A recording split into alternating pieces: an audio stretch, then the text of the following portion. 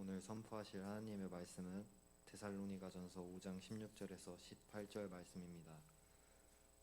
데살로니가전서 5장 16절에서 18절 말씀입니다. 제가 봉독해 드리겠습니다. 항상 기뻐하라. 쉬지 말고 기도하라. 범사에 감사하라. 이것이 그리스도 예수 안에서 너희를 향하신 하나님의 뜻이니라. 옛날 어릴 적을 생각해 보면은 힘들고 고통스럽다 하는 기억보다는 재밌고 그립고 또 아련한 그런 좋은 추억들이 저 개인적으로는 많은 것 같아요. 막상 집은 허름했습니다. 저건 우리 집은 아닙니다. 그런데 저와 거의 비슷했어요. 허름했고 옷도 허름했으며, 저런 사진 아마 집에는 한두 장이 있을 거예요. 저도 제 동생하고 어쩌면 저게 색깔이 똑같냐, 저런 옷을 찍고 할머니 팔순 때 찍은 사진이 있고, 어쩌면 저 뒤에 있는 자개 농까지 똑같은지 모르겠네요. 저는 아닙니다만, 옷도 사실 한복이 가장 특별한 옷이기도 했습니다. 시골의 어린이들의 놀이 환경도 험했어요. 겨울이면은 스키가 아니라 저렇게 비료 부대를 타고 놀았으니까요. 지금 생각해봐도 참 얼마나 재밌었는지. 뭐 놀이동산, 놀이 환경 제대로 없어도 산으로 들로 그게 다 놀이터였던 것 같아요. 텔레비전은 흑백인데 문까지 있었습니다. 따르륵 하고 열면은 이제 닫히면 닫혀지고, 그 다음에 그 안에 빨간 단추가 있어요. 딱 누르면 텔레비가 켜지고, 그 텔레비에서 그 꼰투시아, 이것을 제일 재밌게 봤던 기억이 납니다. 전화기는 돌려서 교환 몇 번 돌려줘 그러면은 한 30분 기다릴 때도 있고 10분 기다릴 때도 있고, 어느 때는 2시간 돼도 전화가 안 올 때도 있었어요. 그런데도 그렇게 지난 날의 삶을 돌아보면은 뭔가 좀 답답하고 불편했어도 행복했던 것 같아요. 또 신발이 그렇게 다양하지는 않았습니다. 저는 어린 시절 그 유명한 조선 나이키를 신고서 놀았습니다. 저 신발을 잘 구부러뜨리면 트럭도 되고, 뭐 하여튼 뭐 다양해요. 물도 떠나눌 수가 있고. 소풍 가는 날이 생애 최고의 날이었어요. 김밥에 소세지에 삶은 달걀에 칠성 사이다를 소풍 가방에 넣고, 그리고서는 소풍은 어떻게 갑니까? 걸어갑니다.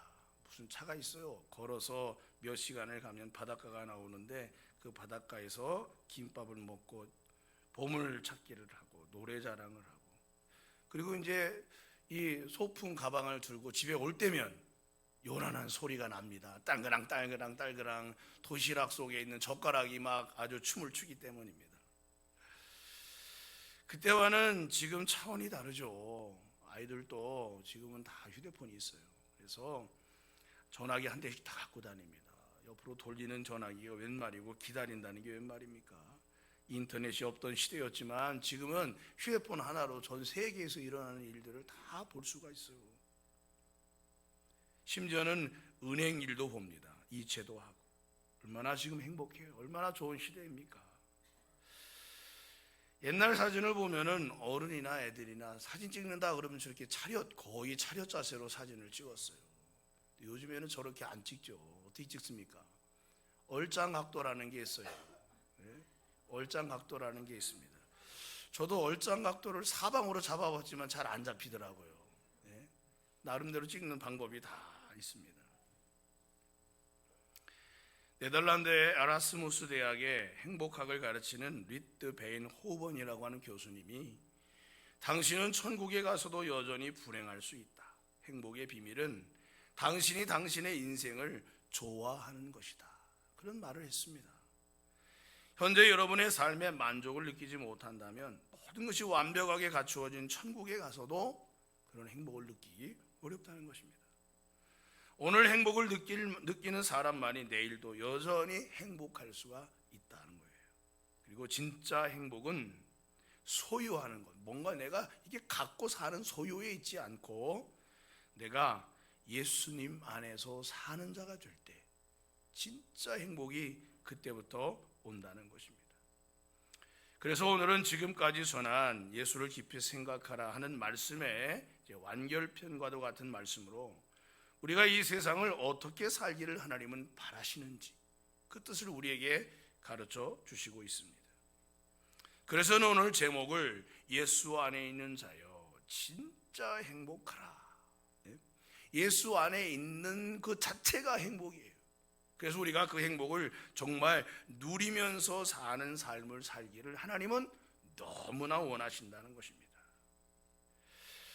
지난까지 말씀을 여러분에게 준 예수님을 깊이 생각하라는 말씀을 잘 생각해 보시기 바랍니다. 주님은 우리의 구원을 위해서 모든 것을 다 준비해 놓으셨어요.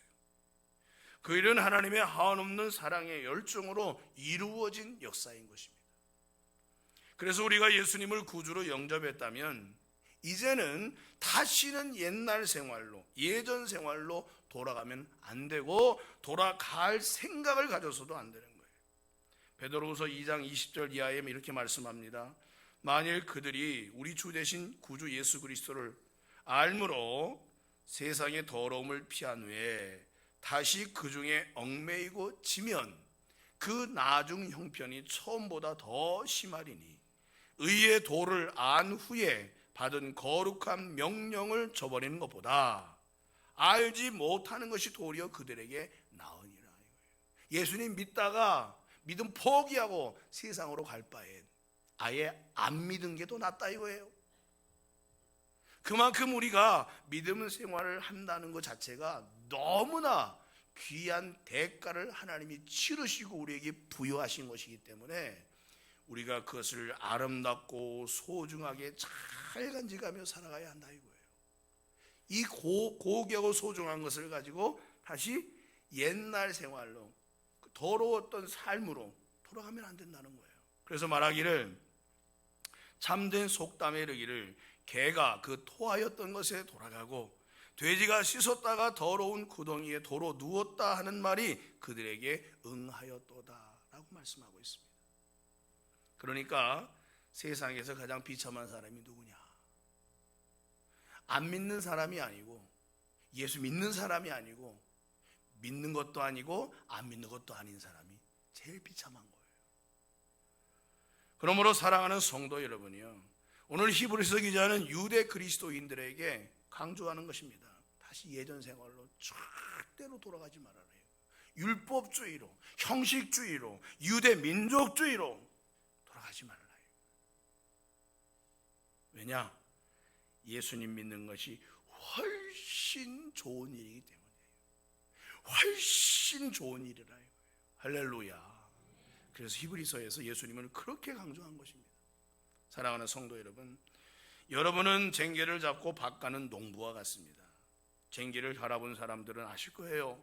뒤를 돌아보면서 쟁개를 갈 수는 없는 거예요. 그냥 앞을 향하여 전진해야 되는 것입니다. 예전 생활을 그리워하거나 예전 모습을 다시 생각하지 않기를 바라요. 예전에 나는 죽었어요. 오직 예수님께로, 오직 하나님께로, 오직 성령 충만으로 사는 우리 산성교회 모든 성도들이 되시기를 바랍니다. 이것이 성도가 가야 할 길인 것입니다. 장벽을 넘어야 돼요. 지난주에 말씀드렸어요. 장벽을 넘어야 돼요. 장벽이 다 있어요. 없다고 하는 것은 신앙생활이 아닐 수도 있는 것입니다. 장벽이 있어요. 그러나 이 장벽을 넘을 수 있고 넘어야 하는 거예요. 불신앙으로 떨어지는 시험의 장벽을 넘어야 되고, 죄의 유혹, 세상의 유혹으로 마음이 자꾸만 굳어지고 하나님을 향한 열심히 식어지는 이런 완고해지는 장벽을 넘어야 되고, 거룩하고 영적인 삶의 우선순위를 자꾸 뒤로 미루는 이런 습관의 장벽을 넘어야 한다고 지난주에 말씀드렸어요. 그리고 그러한 장벽들을 넘으면서 갈 때에 예수님 안에서 하나님께서 명하신 진짜 행복을 누리며 살 수 있게 된다는 것입니다. 이것이 하나님의 소원이에요. 오늘 성경에 보면 하나님의 뜻이라고 했는데 이것은 나를 향하신 하나님의 소원이라 이거예요. 나는 너에게 그것을 다 주었으니 누려라. 내가 너에게 주었으니 너는 이제 누려라. 그게 내 소원이다. 네 행복이 내 소원이다. 하나님 그렇게 말씀하시는 것입니다. 바로 세 가지입니다. 항상 기뻐하라. 쉬지 말고 기도하라. 범사에 감사하라 그랬어요. 항상 기뻐하라는 얘기는요, rejoice continually라 그래서 끊임없이 rejoice가 뭐예요? 기쁜데 또 기뻐, 기쁜데 또 기뻐, 샘솟듯 넘쳐나는 기쁨이에요. 쉬지 말고 기도하라는 얘기는 pray circumstances라고 그랬어요. 이 circumstances라는 것은 모든 환경, 상황이라는 말입니다. 어떤 상황이나 여건 속에서도 항상 하나님을 바라보라 이거예요. 그 다음에 범사에 감사라는 것은, 이 범사라고 하는 게 모든 여건과 상황 속에서 항상 하나님께 감사를 올려드리라는 것입니다. 포천의 중문의과대학에 이병욱 박사님이라는 분이 계신데, 이분이 서울의 한 장로교회 장로님이기도 한데 한국의 암수술 권위자이기도 합니다. 이분이 의사 전도왕 울어야 삽니다, 암을 손님처럼 대접하라 등등의 책을 많이 썼어요. 근데 이분이 얼마나 수술을 잘하는지, 수술 한번 하고 나면 그 수술을 다시 하지 않아도 될 만큼 아주 암 수술에 대해서는 권위자인 것입니다. 그런데 한 번은 어떤 환자에게 아유, 당신은 오래 살아야 2개월 살 것 같습니다. 그랬는데 몇 년을 살더래요, 그분이. 그리고 어떤 사람한테는 아니, 당신은 아직 몇 년 정도는 괜찮을 것 같다 그랬는데 몇 개월 못 살고 죽더라는 것입니다. 그래서 그분이 수술칼을 드는 대신에 JPT 요법으로 암을 치료해보자 그래가지고 그 책에 그런 내용을 소개시켜 놨어요. JTP 요법. 이게 뭘까요? J joyful, P pray, 그다음에 뭐예요? T thanks. 그러니까 이 데살로니가전서 5장 16절로 18절의 말씀을 가지고 요법을 만든 거예요. 항상 기뻐하라, 쉬지 말고 기도하라, 범사에 감사하라. 그래서 이 요법을 가지고 암을 치료하는 방법으로 사람들을 상담하고 했더니 완치된 분도 있고 회복되는 분도 있고 놀라운 효과를 보았다는 것입니다. 왜 그럴까요? 여러분, 기쁨이라는 게 사람의 건강을 지켜주는 가장 귀한, 어찌 보면은 원소인 것입니다. 마음 건강, 몸 건강에 가장 필요한 것이 뭐예요? 우리의 무거운 짐과 스트레스를 박살내는 기쁨인 것입니다. 우리의 건강을 지켜줄 뿐만 아니라 우리의 인생과 미래까지도 보장해 주는 게 바로 기쁨의 삶인 거예요. 우리 속담에도 웃는 낯에 침 뱉지 못한다는 속담도 있듯이 기쁘게 사는 것보다 진짜 행복은 없는 것입니다. 행복하다 그러는데 기쁨이 없다? 그건 뭔가 맞지 않는 말인 것입니다. 문제는 기쁘게 산다는 것이 야, 내가 오늘부터 기뻐하겠다라고 그렇게 의지를 먹는다고 해서 되는 일이나 이거예요. 현실은 어렵고 힘든데 억지로 기뻐한다고 내 안에서 기쁨이 생기냐 이거예요. 그런데 누가 야, 기뻐하는 일이 하나님 뜻이잖아. 아, 맞아, 하나님 뜻이라 그랬지. 그래, 항상 기뻐하자. 하나님 말씀대로 기뻐하자. 내가 기뻐하는 걸 깜빡 잊어버렸네. 아이, 지금부터 기뻐하자. 나는 지금부터 기쁘다. 아이, 기쁘다. 그런다 그래서 기쁨이 막 저절로 생기냐 이거예요. 의지를 갖거나, 우린 영화 배우가 아니라 막 속으로는 힘든데 겉으로는 아이고 멋있는 척 하기가 어려운 것이죠. 여러분, 기쁨은 마음의 문제인 것입니다. 마음속에 기쁨이 들어와야 기뻐할 수가 있는 것입니다. 그래서 항상 기뻐하려면 우리 마음속에 계속해서 기뻐할 수 있는 어떤 원인이 주어져야 되는 거예요. 그런데 우리가 사는 현실은 어떻습니까? 기쁜 일도 있어요. 그런데 그 기쁜 일이 오래 가는 게 아니라 잠깐 있다가 안개처럼 사라져요. 또 기쁜 일이 오다가도 더 큰 어려움이 오면은 기쁨은 온데간데 없어지는 것입니다. 서울에 한 구두 닦기를 하는 분이 있었는데 사는 것이 너무 힘들고 고달파서 야, 인생 역전 한번 해보자. 그리고 복권을 하나를 샀는데 어떻게 그만 1등에 당첨이 되었어요. 너무나 기뻐가지고 어쩔 줄 모르다가 이 지긋지긋한 구두통 이거 한강에 던져버리자. 그러고서는 한강에 가가지고 이 구두통에다가 구두약이며 다 집어넣고는 한강에 냈다 탁 던졌습니다. 그러고 나서 이 사람이 기절했어요. 왜 기절한 줄 아세요? 구두통에 당첨된 복권이 들어있었다는 것입니다. 어째 이런 일이 생기냐 말이에요. 행복할 것 같은데 뭔가 또 실수가 있고 어려움이 있고. 여러분, 예수님께서 요한복음 4장 14절에서 이런 말씀을 하셨어요. 내가 주는 물을 마시는 자는 영원히 목마르지 아니하리니 내가 주는 물은 그 속에서 영생하도록 솟아나는 샘물이 되리라. 여러분, 이런 물이 예수님 안에 있습니다. 할렐루야. 예수님 안에 산다는 게 그래서 좋은 거예요. 그래서 좋은 거예요.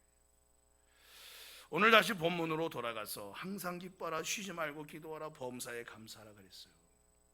지금 보면 다 똑같은 하나하나의 구분된 말씀 같지만은 항상 기뻐하라는 말은 큰 주제예요. 큰 주제. 항상 기뻐하라, 큰 주제. 그렇게 되는 삶을 살라. 이것이 하나님의 뜻인 거예요. 하나님의 우리를 향한 소원이에요. 소원. 나는 너가 정말 기쁘게 살기를 바란다. 항상 기뻐해라. 그런데 뒤에 나오는 말씀, 쉬지 말고 기도하라, 범사에 감사하라는 것은 기뻐하며 살게 되는 하나의 통로인 거예요. 기도하고 모든 일에 감사하고 이러면 저절로 기쁨이 오지 않겠습니까? 무겁고 힘들고 어렵고 답답한 일 주님 바라보면서 주님께 맡기는 것이죠. 어떤 분들은 쉬지 말고 기도하라는 그 말에서부터 벌써 자신감을 잃어버리는 분들이 있어요. 아니 목사님, 쉬지 말고 기도하라 그랬는데 저는 그거 하기 어려워요. 제가 기도 시작해서 많이 기도한 것 같은데 눈을 떠보면 5분 지났더라고요. 근데 제가 어떻게 쉬지 않고 기도합니까? 여러분이 쉬지 않고 기도한다. 이 기도라고 하는 것을 우리가 하나님께 뭔가를 막 구하고 찾고 하는 것만 기도라고 생각하는데 그거는 어찌 보면은 간구라는 말로 얘기할 수가 있어요. 헬라어로 보면은 데세이스라는 말입니다. 필요한 것을 요청한다, 도움을 구한다, 그런 뜻입니다. 근데 기도는 다른 말을 썼습니다. 뭐라고 했느냐? 프로슈케라는 말을 썼어요. 헬라어로 프로슈케. 빌립보서 4장 6절에 보면 아무것도 염려하지 말고 다만 모든 일에 기도와 간구로 너희 구할 것을 감사함으로 하나님께 아뢰라 그랬는데 여기서 기도라는 말을 프로슈케라고 말을 썼어요. 이게 무슨 뜻일까요? 하나님을 향하여서다 하는 뜻입니다. 기도란 뭐냐? 내가 뭔가 필요하니까 하나님 도와주세요 하는 것은 기도 가운데 있는 간구고, 기도란 항상 하나님을 앙망하고 바라본다, 그런 뜻을 가지고 있다는 거예요. 시편 55편은 다윗의 시인데 다윗이 아주 힘든 시기에 진짜 고통스러운 마음으로 지낼 때 쓴 시예요. 사랑하던 아들이 압살롬이 자신의 왕위를 노리고 그만 반란을 일으켰죠. 그런데 그 반란의 배후에는 아히도벨이라는 사람이 있었어요. 아히도벨이 누구냐? 아히도벨은 다윗에게 있어서 작전 참모, 다시 말하면 모사였습니다.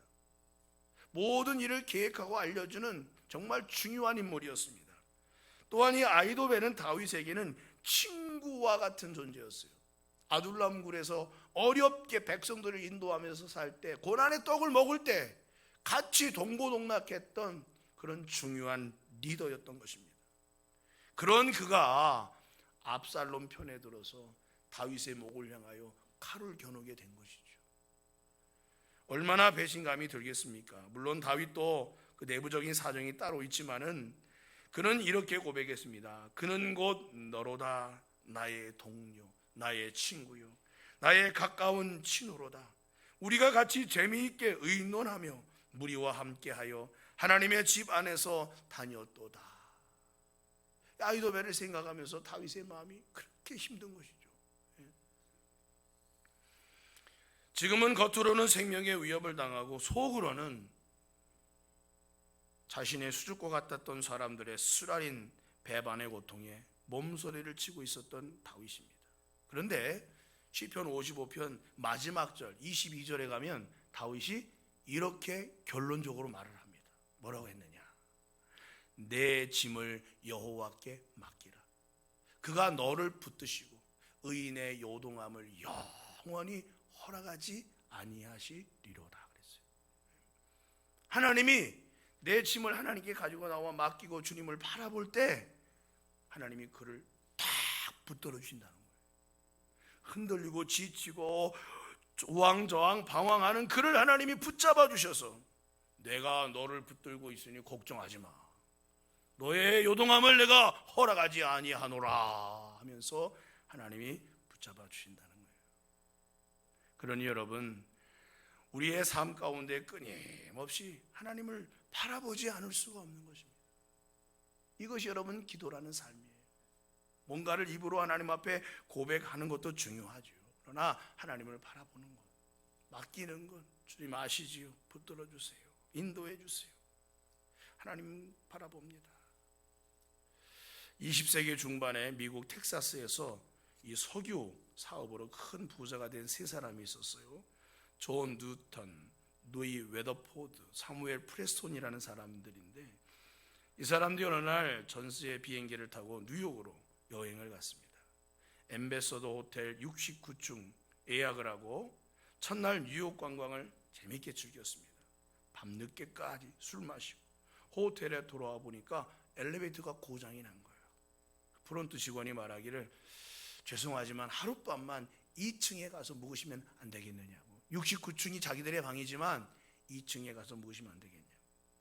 그랬더니 이 세 사람이 술 기운에 객기가 생겨가지고 69층까지 걸어서 올라간 것입니다. 무려 2시간 반 걸렸다고 해요. 마지막 몇 층은 거의 기다시피 해서 올라갔다 해요. 그런데 올라가서 보니까 더 큰 문제가 생겼어요. 무슨 문제가 생겼을까요? 열쇠를 안 갖고 온 거예요. 열쇠를. 오 마이 갓. 다시 69층을 내려갈 생각을 하니까 와. 그런데 그때 옆에서 일을 하던 한 여자 흑인 종업원이 있었는데 방열쇠가 없다고 하자 그 종업원이 한참을 웃더니 주머니에서 키 하나를 싹 꺼내서 방문을 열어주더라 이거예요. 그게 무슨 키입니까? 마스터 키라는 키예요. 손님 이곳까지 올라오느라 많이 고생하셨지만 아이고 방열쇠가 없으면 방에 들어갈 수가 없지요. 이 마스터 키가 없었다면 정말 큰일 날 뻔했네요. 그런데 진짜 마스터 키는 누군 줄 아세요? 예수님이세요. 이렇게 말을 하더라 이거예요. 그러니까 69층까지 간신히 올라오놓고 힘들게 키가 없이 올라왔다는 생각이 얼마나 허망하겠습니까? 그런데 그 흑인 종업원이 한 그 말이 이 세 사람의 귀에 계속해서 맴돌더라 이거예요. 나중에 그래서 교회 나가 예수님을 영접하고 이 세 사람이 부자잖아요. 빌리 그레이엄 목사님을 후원하면서 미국의 성령의 바람을 불게 하는 일에 함께 쓰임받은 인물들이 되었다는 것입니다.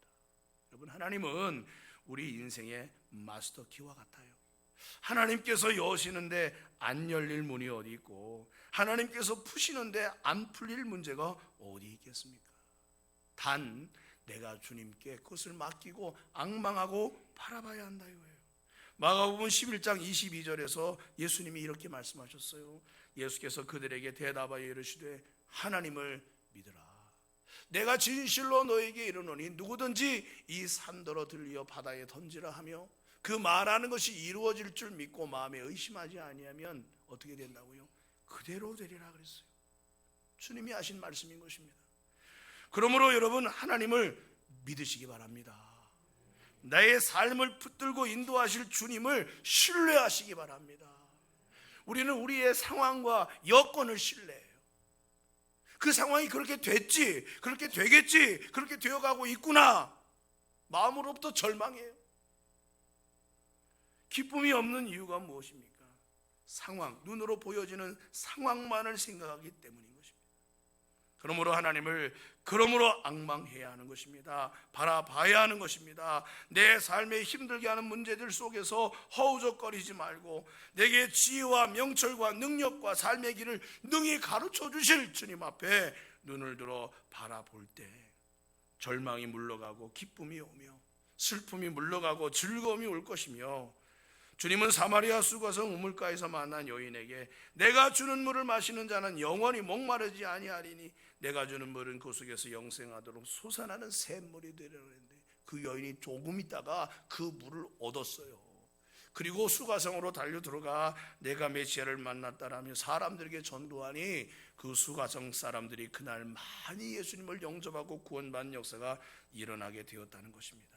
그러므로 우리의 가지고 있는 이 좁은 생각의 틀을 내려놓고 무한하신 주님을 의지하는 것, 이것이 우리에게 기쁨이 오게 만드는 비결이라는 것입니다.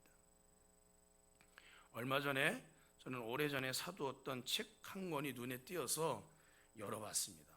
한참 유행하던 때도 있었어요. 폰더시의 실천하는 하루라는 책입니다. 얇은 책인데 그 책에 이런 내용이 있더라고요. 미국에서 개발한 우주선에 보조 추진 로켓이 장착되는데 그 로켓은 유타주에 있는 한 회사에서 제작이 된다고 합니다.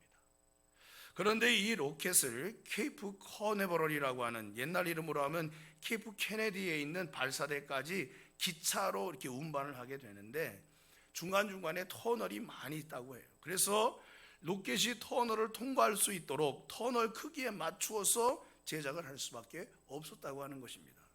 그런데 터널은 기차의 크기에서 맞추어서 만들어진 거 아니겠습니까?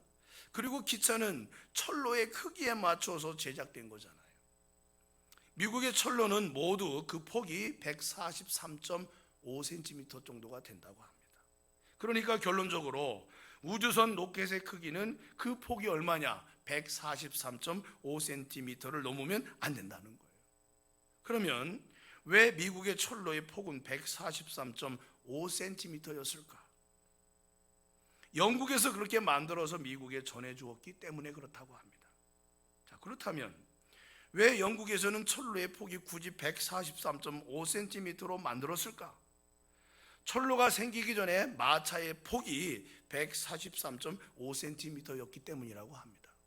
그렇다면 마차는 왜 그 폭이 143.5cm였을까?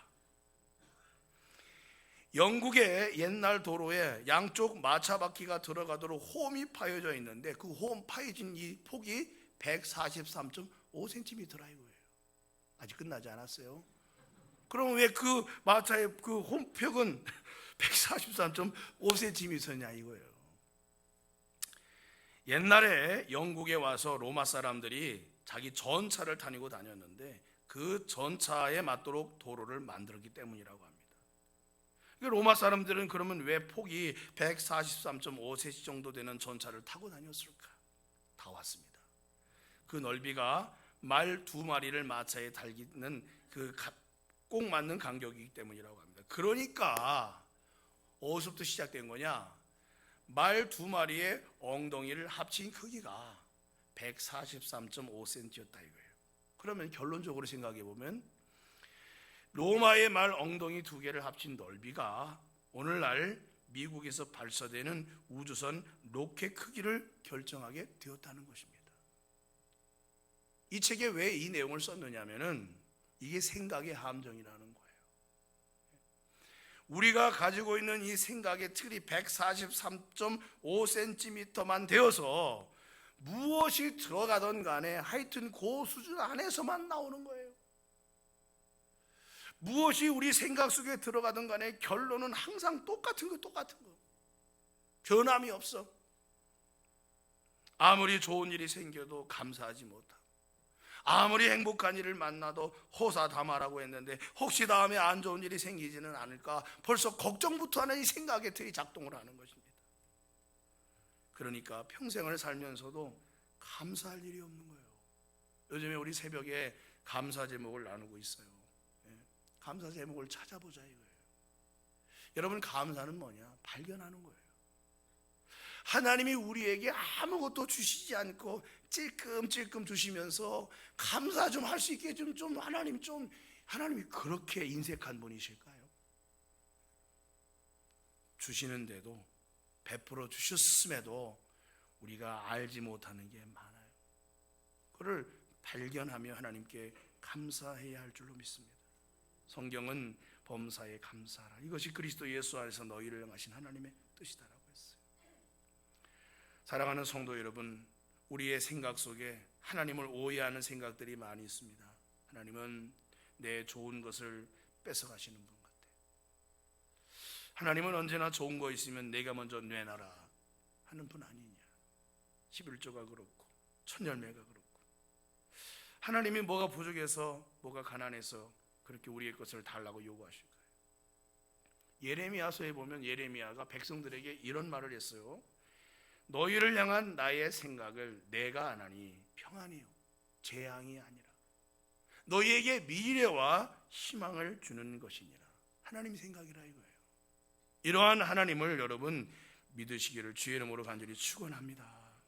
내 생각의 틀에 모든 것을 맞춰놓고 이거는 좋은 것, 이거는 나쁜 것 판단하지 말고 하나님이 원하시는 뜻이 뭐냐, 거기에 내 생각을 맞추고 내 마음을 맞추려고 노력하다 보면 하나님이 주시는 말도 못할 은혜와 사랑으로 감사할 수 있는 여러분이 되실 줄로 믿습니다. 고통이라는 포장, 시험이라는 포장, 문제라는 포장지에 쌓여서 하나님이 주시는 좋은 선물이 와요. 그러니까 이것이 클수록 선물이 큰 거죠. 이것은 확실한 것입니다. 그러므로 우리의 생각의 틀을 바꾸고 내 생각, 내 기준이 아닌 불평하고 원망하던 틀을 버리고 하나님 말씀대로 하나님의 기준으로 내게 일어나는 일들을 바라보며 감사할 수 있는 저와 여러분이 되어야 할 줄로 믿습니다. 이스라엘 백성이 수레바에서 광야를 갈 때 3일 동안 물을 못 마셨어요. 얼마나 고통스러웠겠습니까? 그러고 만난 데가 마라라고 하는 쓴 오아시스였습니다. 그 순간에 백성들의 마음이 그냥 분노가 터져버렸어요. 이게 고비인 거예요. 놀라운 것은 그 마라의 쓴 물에서 멀지 않은 곳에 엄청나게 큰 오아시스가 있었어요. 엘림이라고 하는 종려나무는 79루나 있고 샘은 하나가 아닌 12개나 있는 큰 오아시스가 있었는데 하나님은 그것을 예배해 놓고 여기에서 너희가 나에게 믿음을 보인다면 좋겠다. 하나님은 그렇게 우리에게 원하고 계시다는 거예요.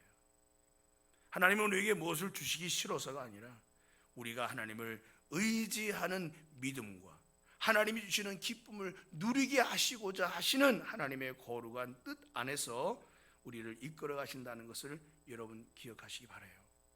미국의 미주리주에서 목회하는 윌 보웬이라는 목사님이 불평 제로 프로젝트라는 것을 운동으로 펼쳤습니다. 우리나라에도 불평 없이 살아보기라 그래서 왜 보라색 이 고무밴드 있잖아요. 그렇게 해서 요 손에 끼웠다가 불평 한마디 하면 이 손으로 옮기고 이것을 21일 동안 실천해 보자 이거예요. 그래서 사람이 어떤 행동이 습관으로 자리 잡는데 21일이 걸린다고 합니다. 그래서 불평하면 에이 내가 오늘 불평했네 그러고 또 이쪽으로 옮기고 또 불평 소리가 나면 다시 이쪽으로 또 해서 옮기고 이러다 보면 내가 지금 불평한다는 이것이 생각이 들면서 자꾸 그 습관을 바꿔나가겠죠. 그러다가 어느 날부터는 21일 동안 한 번도 고무밴드를 옮겨 차지 않게 된다는 거예요. 이것도 하나의 훈련이지만 오늘부터 여러분 하나님이 여러분에게 베풀어 주시는 은혜와 사랑을 확실히 믿으시고 하나님이 주시는 기쁨 안에 기뻐하시기를 주의 이름으로 축원합니다. 모든 상황 속에서 주님을 바라보세요. 항상 주님은 여러분이 바라보는 그곳에 계십니다. 또한 하나님께 작은 것에서부터 감사하시기 바랍니다. 혹간 어려운 일, 답답한 일을 만난다 할지라도 감사하시기 바랍니다. 하나님이 주시는 기쁨으로 능히 모든 것들을 이기고 승리하며 하나님 안에 행복을 누리는 여러분의 삶이 될 줄로 믿습니다. 예수 안에 있는 자여 진짜 행복하라. 여러분에게 그 은혜가 날마다 함께하기를 주의 이름으로 간절히 축원합니다.